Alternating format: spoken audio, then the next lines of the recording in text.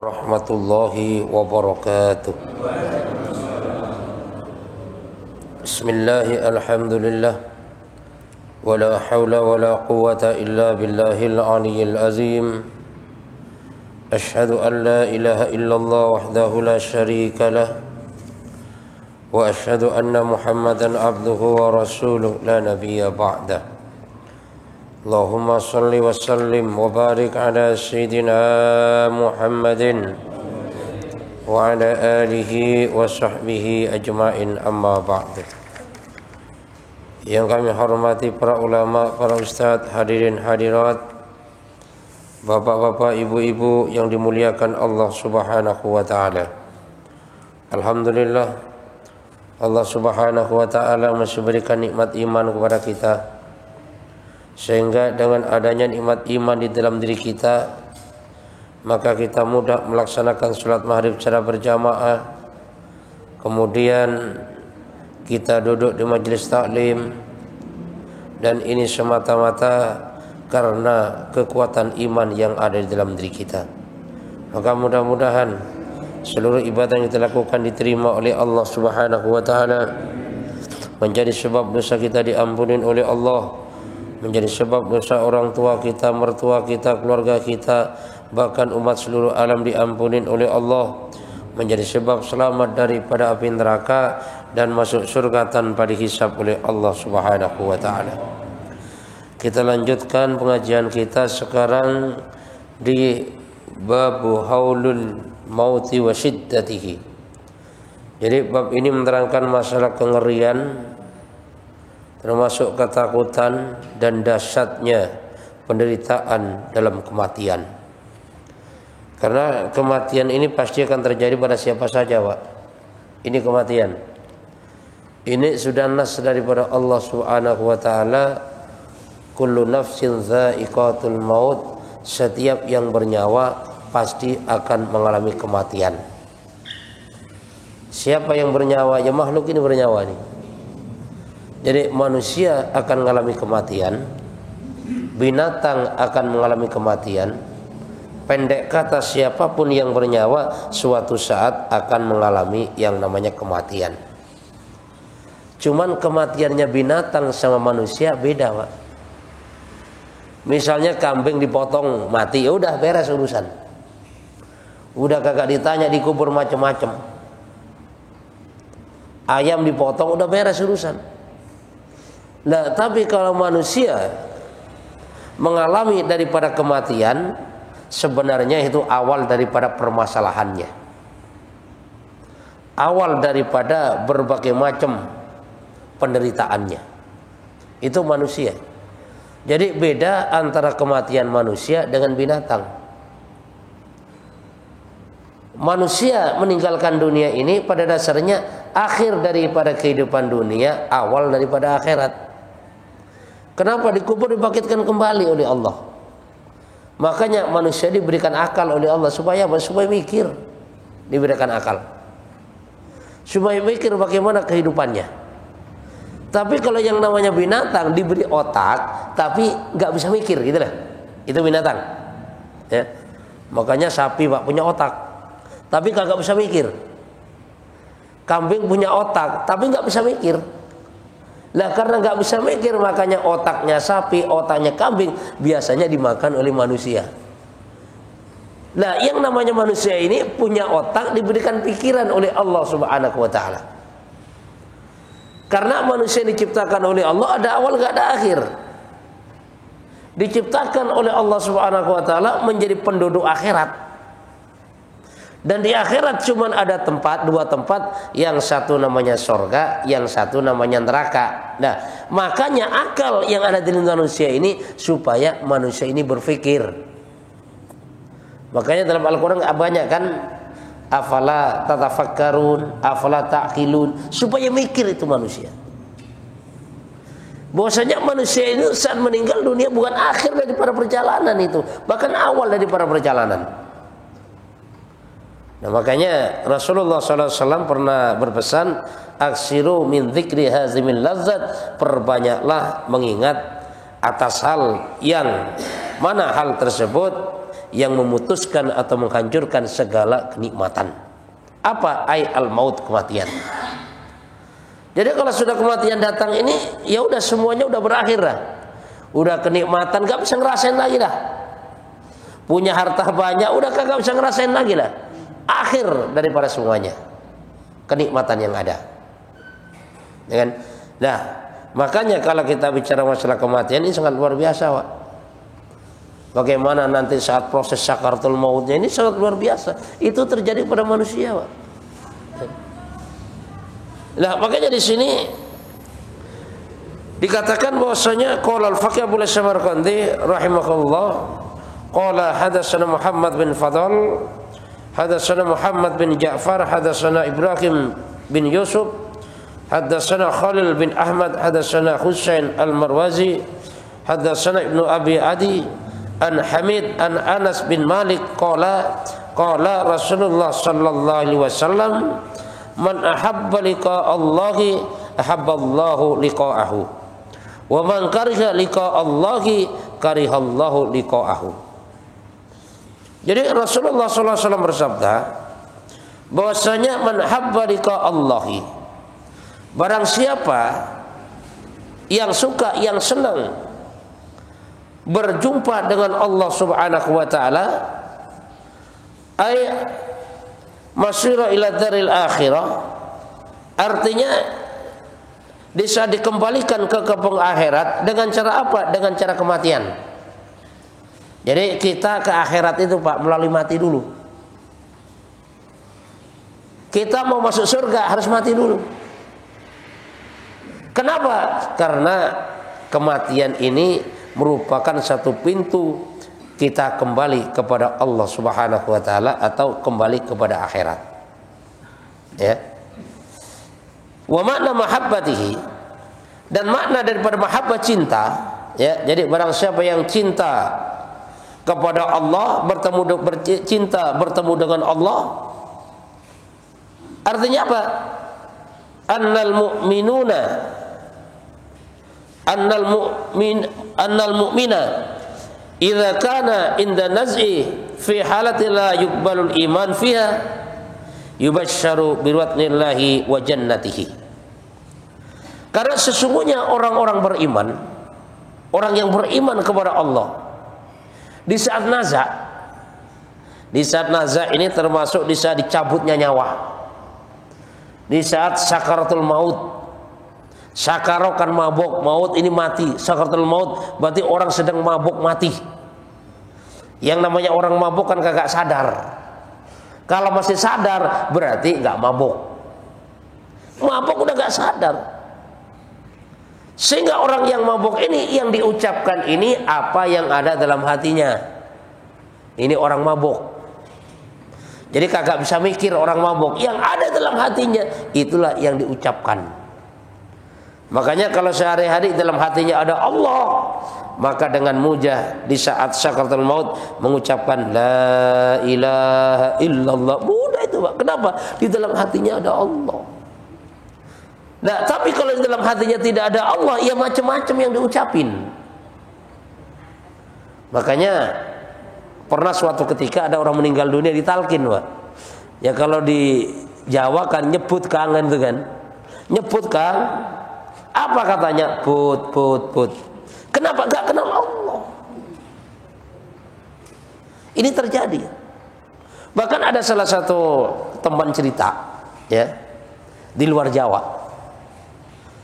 Ada orang sakaratul maut, ditalkin dengan kalimat la ilaha illallah, terkunci itu mulut, kagak bisa ngucapin. Lah, tapi giliran ngucapin kopi rokok lancar, Pak. Kenapa? Karena sehari-hari udah itu dalam hatinya.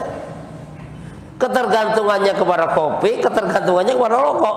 Maka di saat sakaratul maut diucapin itu kopi rokok. Gila ditaskil dengan kalimat la ilaha illallah, tidak bisa mengucapkan daripada kalimat tauhid tadi itu.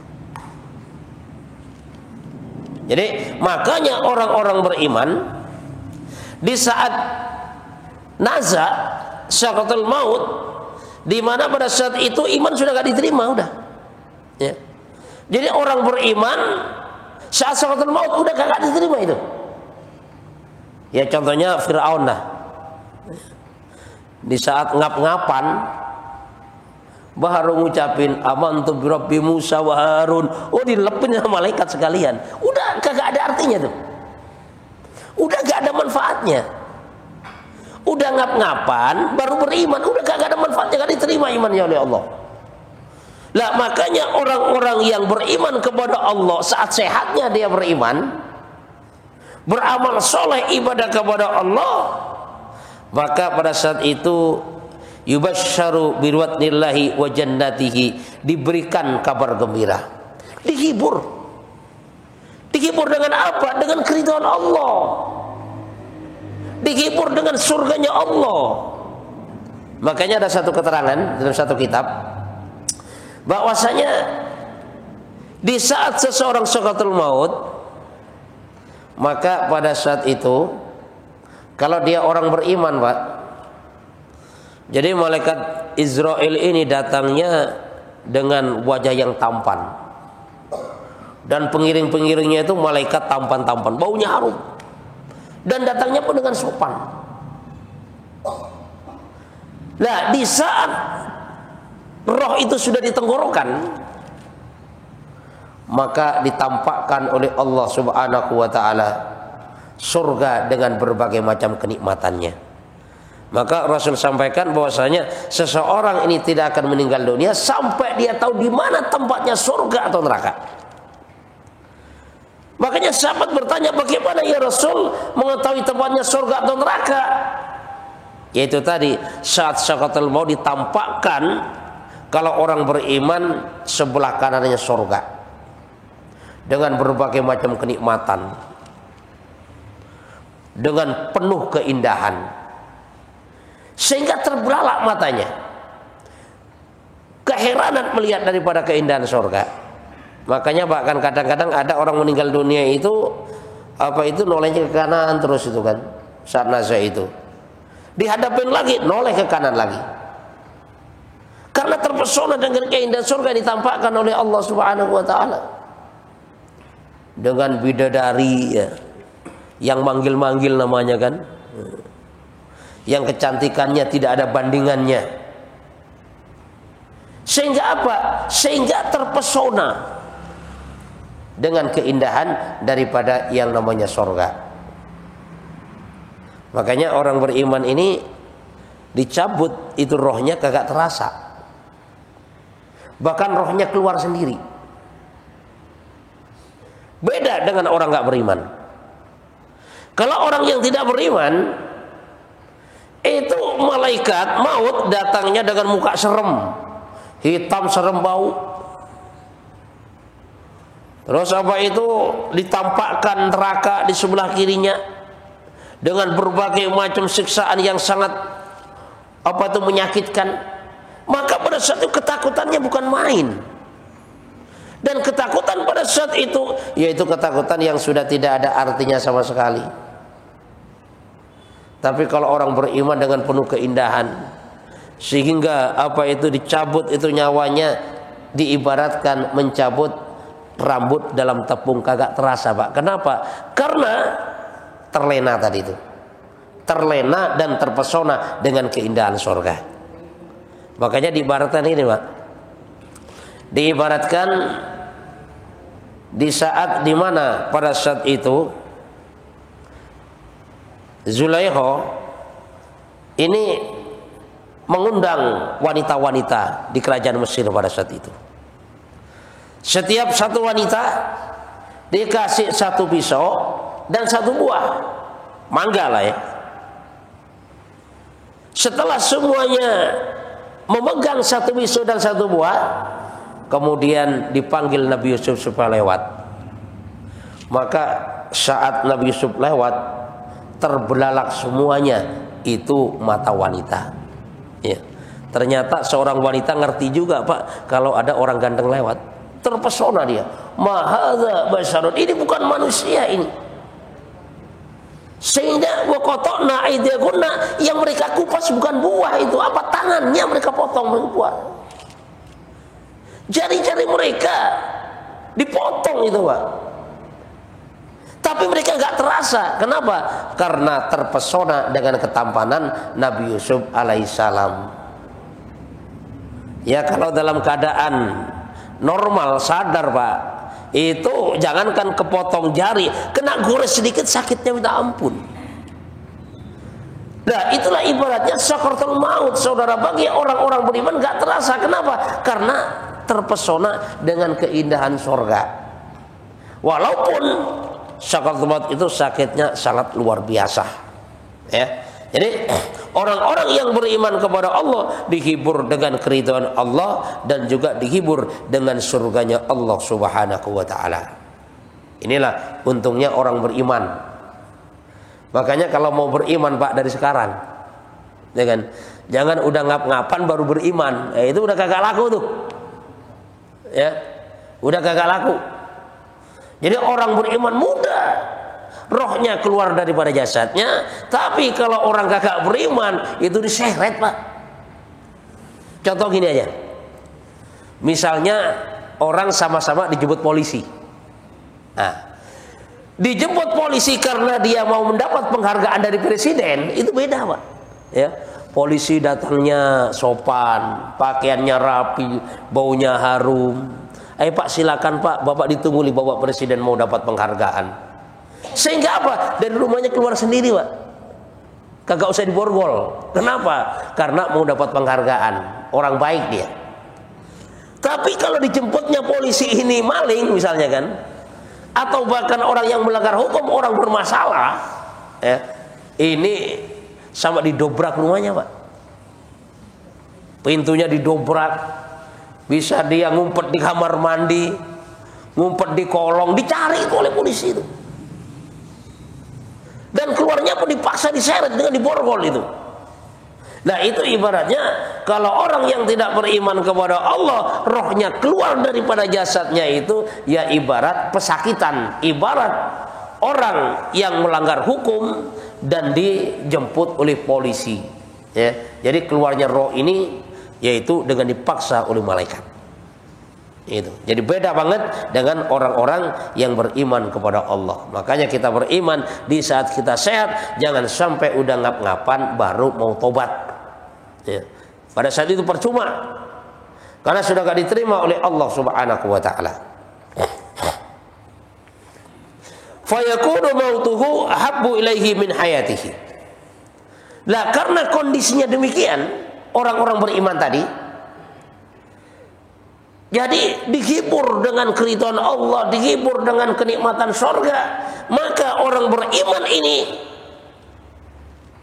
merasakan bahwasanya lebih mencintai kematiannya daripada kehidupannya. Kenapa? Udah tahu kondisinya seperti itu. Sudah tahu kondisinya saat kematian, dihibur oleh Allah, dihibur oleh keridhaan Allah, dihibur dengan surga Allah. Lah, kalau tahu seperti itu, Masya Allah, ternyata lebih baik kematian daripada kehidupan. Ya. Itu kondisi orang beriman.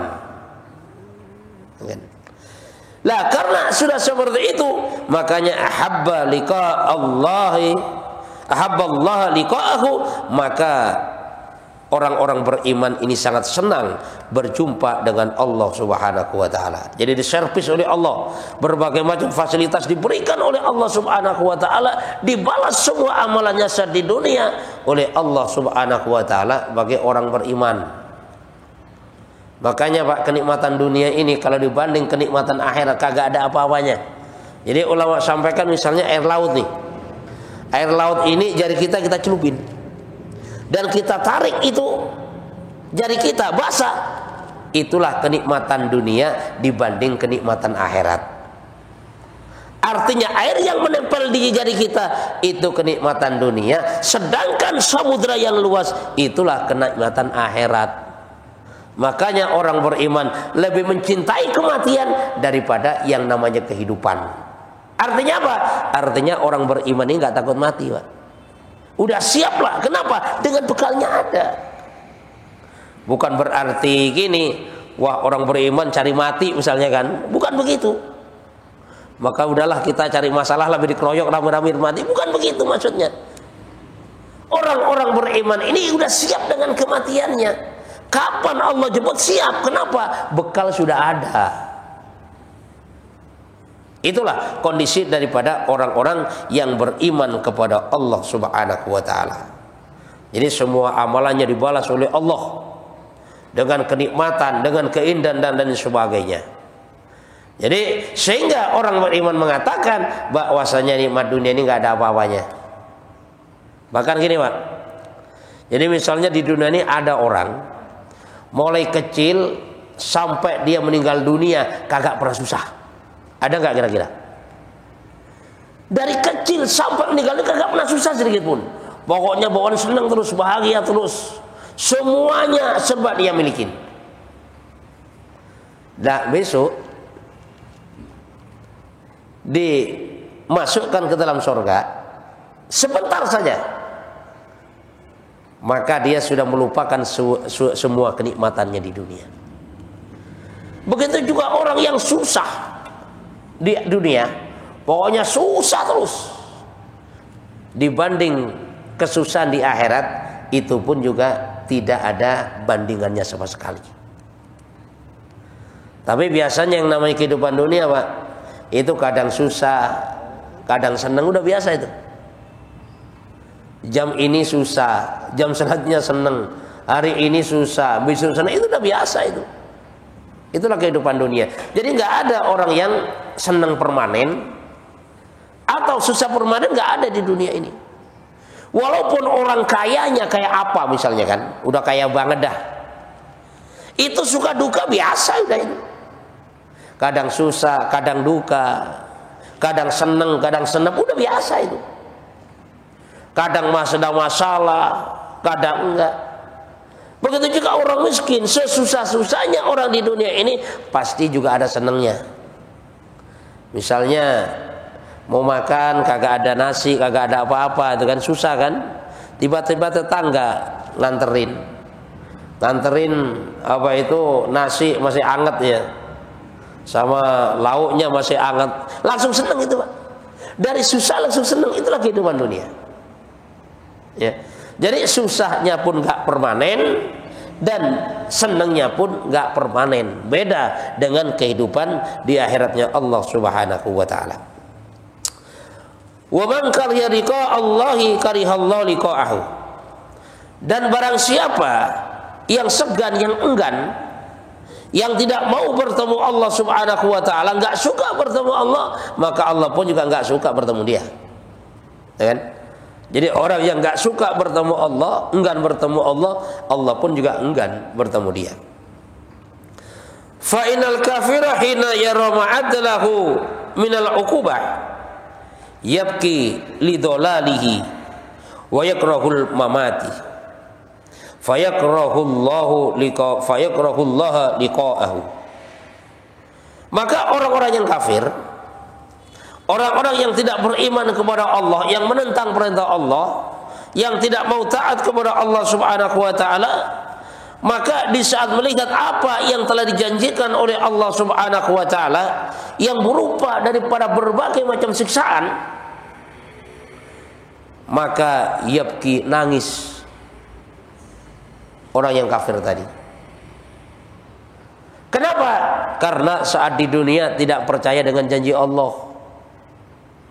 Kan janji Allah ini ada yang namanya janji berupa kebahagiaan, yang berupa surga, ada juga janji yang berupa siksaan neraka. Makanya orang yang kafir kepada Allah, yang ingkar kepada Allah, nggak percaya dengan janji Allah, nggak percaya dengan surga, nggak percaya dengan neraka. Maka di saat melihat sesuatu yang dijanjikan oleh Allah, maka pada saat itu nangis sejadi-jadinya. Cuman tangisan pada saat itu kan tangisan yang sudah tidak berarti lagi. Walaupun nangis darah udah nggak berarti Pak. Misalnya gini lah, misalnya maling dimasukin penjara, dalam penjara baru nangis, itu udah nggak ada artinya tuh, ya kan? Dalam penjara baru nyesel, udah nggak ada artinya tuh. Ya. Masuk neraka baru nyesel, udah nggak ada artinya itu. Kalau mau nyesel sebelum masuk.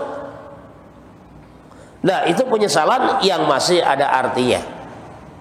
Kalau mau nangis sebelum masuk, itu tangisan yang ada artinya. Sebelum masuk kubur nangis kepada Allah. Sebelum masuk neraka nangis kepada Allah. Nangis siapa? Nangisnya kepada Allah Subhanahu wa taala karena mengingat dosa-dosanya, minta ampun kepada Allah. Atau bahkan tangisan bahagia kepada Allah. Kan? Makanya agama ini, Pak, nikmatnya agama ini kalau kita bisa menangis, itu nikmat. Kita sholat bisa nangis, doa bisa nangis, baca Quran bisa nangis, zikir bisa nangis. Itu nak tangisan bahagia. Jadi kebahagiaan agama itu dalam tangisan. Makanya saat malam jam 2 malam kita nangis terseduh-seduh minta ampun kepada Allah, ya, doa kepada Allah, itu tangisan bahagia itu. Tangisan senang. Lah kalau bahagianya dunia ini dalam ketawa. Makanya kalau orang lagi senang urusan dunia kan ketawa-ketawa, Pak. Ya kan? Misalnya lagi mabuk sambil ketawa-ketawa, ya. Joget-joget sambil ketawa-ketawa. Lah, kalau urusan dunia ini biasanya habis ketawa nangis. Nah, itu dunia tuh, ya. Tapi kalau agama habis menangis ketawa, nah, itu, ya. Jadi kalau urusan dunia habis tertawa menangis itu orang. Kalau urusan agama habis menangis ketawa. Artinya apa? Di dunia banyak menangis kepada Allah Subhanahu wa taala, maka di akhirat besok tinggal tertawa ria. Tinggal bersenang-senang. Nah, tapi kalau urusan dunia tertawa-tawa di dunia, di akhirat nangis, Pak. Ya. Belum nyampe di akhirat tuh. Saat sakaratul maut pun sudah nangis, di kubur nangis, padang mahsyar nangis, sampai akhirnya nangis di dalam nerakanya Allah Subhanahu wa taala. Jadi kalau dunia ini habis tertawa menangis, tapi kalau agama habis menangis tertawa. Kebahagiaannya mengamalkan agama saat bisa menangis, kebahagiaannya dunia ini saat bisa tertawa. Kan makanya kalau orang tertawa itu kan biasanya kan udah kagak inget mati, Pak. Ketawa itu. Tua-tua aja ketawa kagak pernah nangis. Masya Allah, istighfar, Pak, ya. Jadi kalau udah tua masih senengannya ketawa melulu kan. Itu perlu istighfar kepada Allah. Takut-takut apa? Takut-takut habis itu menangis. Ya. Kalau kita nggak bisa menangis karena Allah, ya kita minta kepada Allah, ya Allah, hati saya keras banget nih.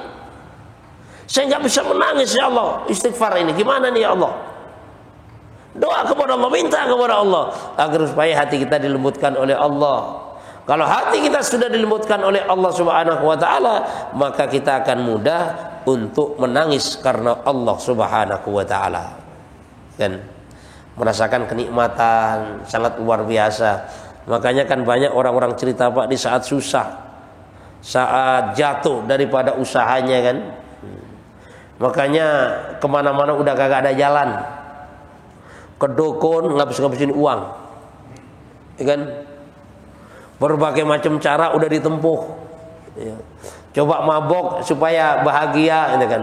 Nggak taunya lupa sih waktu mabok, habis sadar udah susah lagi. Lah akhirnya karena masih ada iman dalam hatinya, cobalah datang ke masjid. Di masjid sholat 2 rakaat, kemudian istighfar kepada Allah, doa kepada Allah, bisa nangis.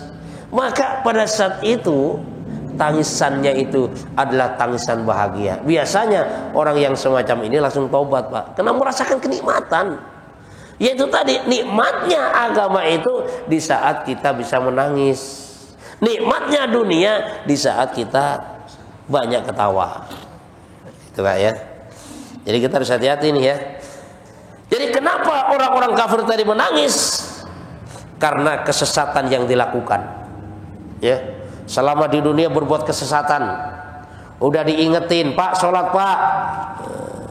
Sholat kan masing-masing, gitu kan. Ada juga, emang kalau saya sholat dibayar? Pak, ke masjid Pak, udah sonolah ke masjid sendiri dah. Udah saya nggak usah sholat, nggak apa-apa. Sholat itu ribet urusannya.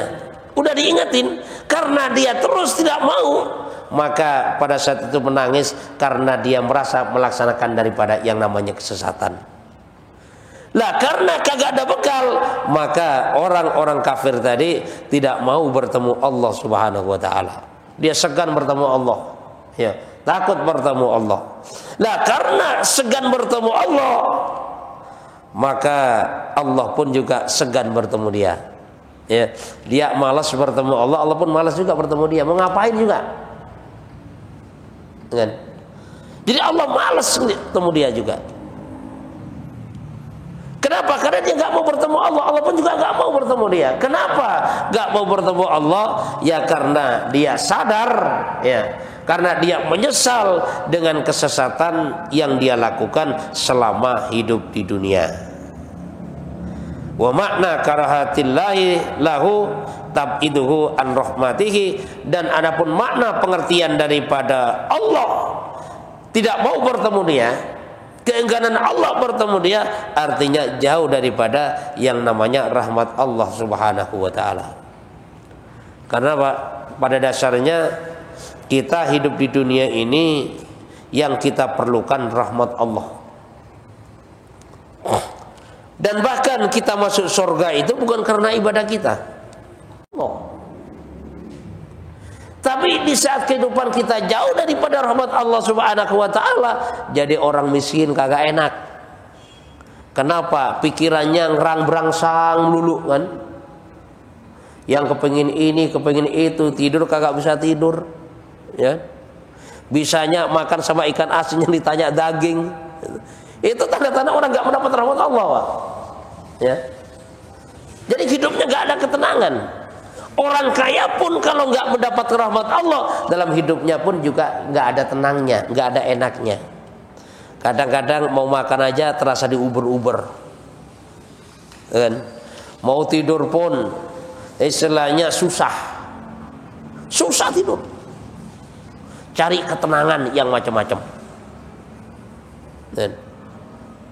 Padahal kalau kita mau cari rahmat Allah Subhanahu wa taala, ya udah dekatkan diri kepada Allah. Ya. Kita lagi galau, udah ke masjid aja. Istighfar, perbanyak baca Quran, perbanyak sholawat. Di situ mengundang daripada rahmat Allah. Kalau sudah rahmat Allah diberikan kepada kita, jadi hidup kita ini, siapapun kita, dimanapun kita berada, apapun profesi kita, hati itu terasa nikmat. Hati itu punya perasaan bersyukur. Hati itu bahagia rasanya. Tanda-tanda orang yang bahagianya, hatinya bahagia itu Pak, senang, itu menerima apa yang ada di hadapannya, menerima apa yang dia punya. Contoh gini Pak, misalnya karena ngasih duitnya cuma 20.000 ke istri kan, ya udah dibeliin sayur asem sama tempe. Lah ngadepin sayur asem sama tempe itu udah masa nikmat aja. Makanya kalau kita hidupnya kepingin nikmat, hidupnya kepingin bahagia, terima apa adanya. Makanya pernah suatu ketika saya dalam perjalanan dengan teman saya dari Bekasi, mampir di masjid. Karena malam Jumat habis tahlil, makan bareng di masjid, pakai nampan. Jadi nampan di depan saya, di sebelah saya. Di depan saya dan teman saya ini nampannya adanya tahu semur, Pak. Nah, teman saya ngelirik ke sebelahnya, itu ada hitam gede banget. Ngomong apa sama saya? Ustaz, kayaknya ini nggak hadil itu. Coba lihat sebelahnya itu gede banget daging, Ustaz. Udahlah, terima apa adanya. Tapi ternyata apa? Ternyata setelah digigit sama orang sebelah itu dibuang, Pak. Kenapa? Laos ternyata. Artinya apa? Artinya kita sebagai orang hidup ini terima apa adanya, ya kan? Gak usah neko-neko dah. Kenapa? Kalau orang terlalu banyak pikiran, ya nanti hidupnya nggak bahagia. Ya, udah punya 10 miliar, Wah, kalau saya punya 20 miliar enak banget kali ya. Udah punya 20 miliar. Wah, kalau 40 miliar enak banget kali ya. Jadi kagak ada cukupnya orang yang semacam ini. Sampai kapan? Sampai akhirnya mulutnya disumpel dengan tanah alias dengan kematian. Insyaallah Pak ya. Insyaallah mudah-mudahan Allah Subhanahu wa taala berikan kepahaman kepada kita, sehingga apa yang sama-sama kita bicarakan, yang sama-sama kita dengarkan, insyaallah kita niat mengamalkan dalam kehidupan kita dan menyampaikan kepada saudara-saudara kita yang lainnya. Subhanakallahumma bihamdika asyhadu an la ilaha illa anta astaghfiruka wa atubu ilaik. Assalamualaikum warahmatullahi wabarakatuh. Kasih sayang dari sesama manusia saja itu juga perlu dicari, perlu diusahakan. Bahkan berkorban, amatan hidup sudah ada di depannya yang ditanya yang lain.